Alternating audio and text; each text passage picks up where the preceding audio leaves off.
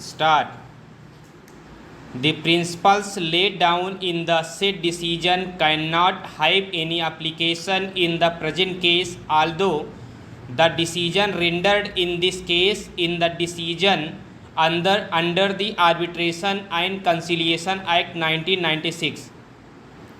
Taking into consideration the arguments of the appellant, it is necessary to mention here that the court does not have any power to extend the time under the Act, unlike Section 28 of the 1940 Act, which had such a provision. The court has therefore been denuded of the power of enlarged time for making and publishing an award.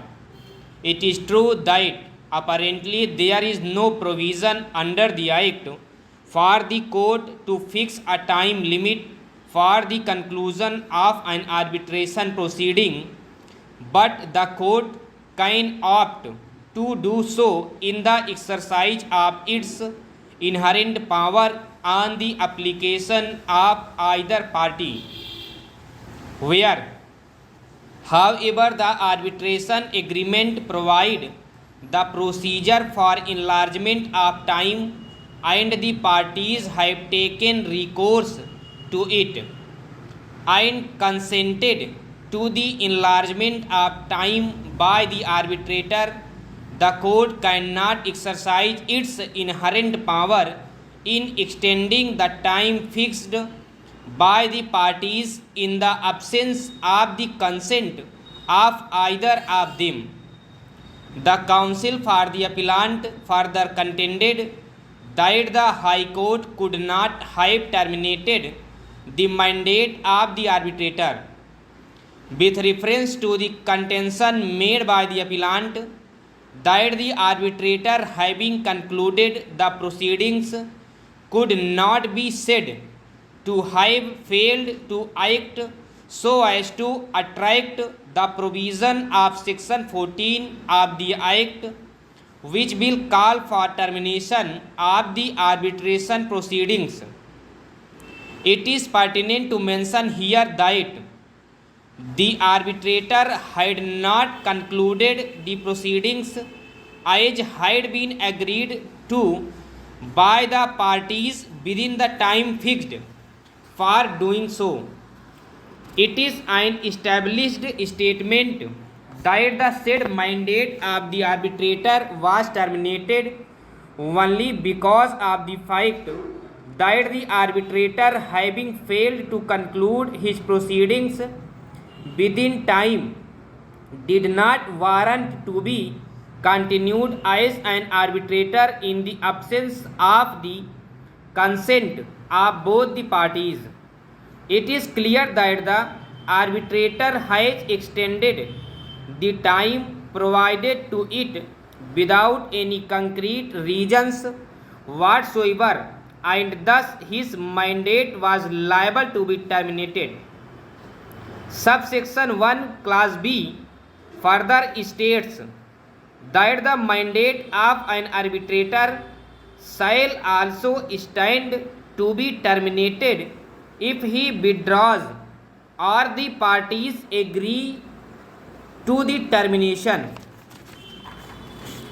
From the perusal of the records and the submissions of the parties, we observe that the mandate of the arbitrator was extended by an agreement between the parties.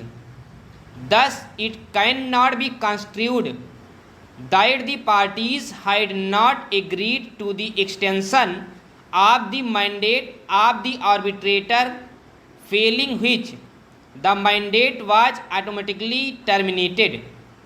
However, the contention of the appellant that the High Court had erred in not allowing the appellant to decide upon the appointment of an arbitrator pursuant to subsection 2 of Section 15 of the Act must be accepted.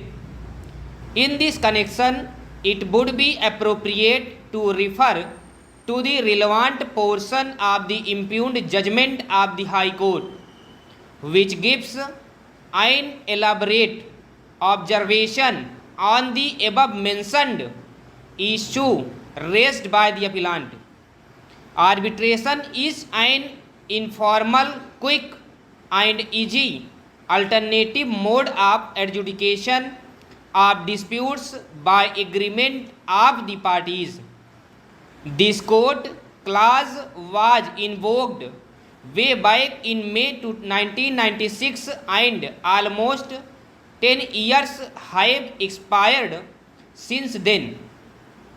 The appointment of successive arbitrator by the chairman cum managing director of the respondent has only resulted in delay.